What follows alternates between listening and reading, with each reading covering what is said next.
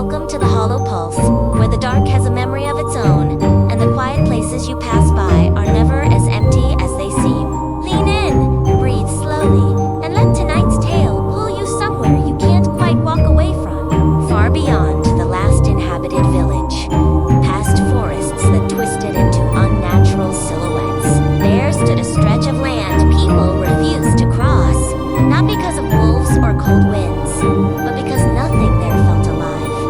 It was called the Hollow Expanse, a barren field of dead grass, colorless soil, and a silence thick enough to press against your ears. Nothing grew there. Nothing moved there. Nothing should have been able to survive there. And yet, a lantern burned in the middle of it. A small, crooked lantern with cracked glass and a rusted frame, glowing with a dim, sickly light, the last breath of a dying star.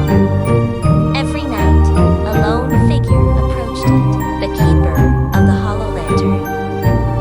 No one knew where he came from. No one knew how long he had stood watch, but villagers whispered that he moved like someone carrying a weight too heavy to be seen, and that his shadow always lagged one step behind him. Even when he wasn't moving, the expanse itself seemed to ask him, why keep a lantern lit in a place with no living souls? The keeper looked at the trembling light and murmured, because this is the only thing that keeps what lies beneath from remembering it.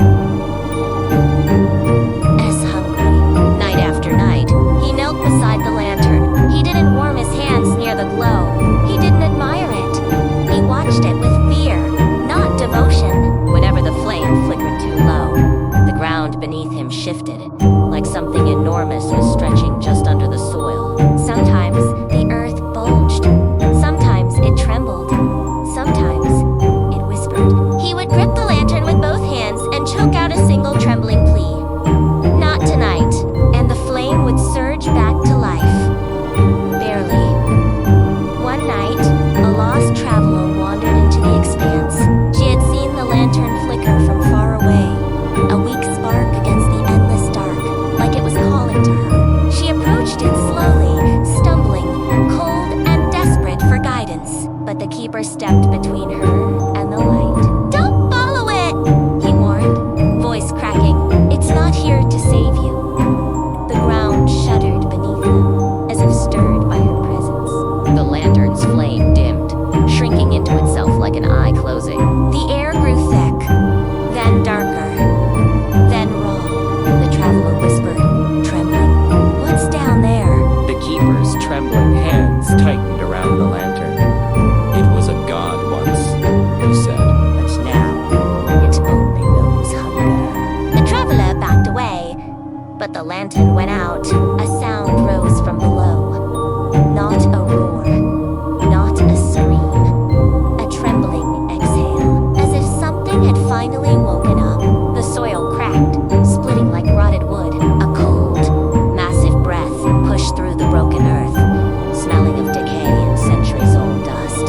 Shadows stretched out from the cracks, reaching like fingers starving for warmth. The keeper fell to his knees, frantically striking flint against steel, trying to relight the lantern, but the spark kept dying. The traveler turned to run, but the shadows moved faster. They slithered. They climbed.